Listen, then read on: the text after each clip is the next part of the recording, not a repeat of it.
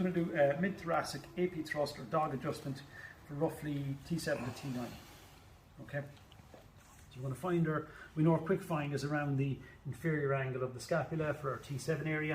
If we work our way down, we're just going to passively rotate around to find that restricted segment. If we had the patient standing upright, we could do our standing gross motion assessments, our intersegmental assessments, and assume we found the dysfunction there.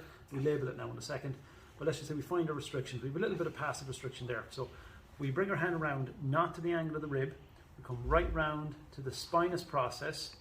We lock around the spinous process with a closed fist. And again, we have a couple of different grip holds. We have a gun grip, we have our closed fist, and a flat cupped palm. Okay. Find the SP, fold around it, has to be rounded. We bring the patient right up over onto our hand. We bring our elbow in, paramount, elbow in, keeps the patient tight. You have to be willing to make contact with the patient, okay? Then from here with the elbows, we're not leaning across them either. Then we can flex down to the segment. So I can feel that just hitting my hand there.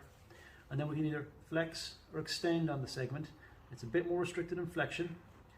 It's a bit more restricted in rotation to the left. And then it's a bit more restricted side bending to the left as well. Okay, so when you have that held, you can compress down to pick up the last bit of slack. We have a slight drawdown with the hand as well. Compress and then thrust. Okay? Now...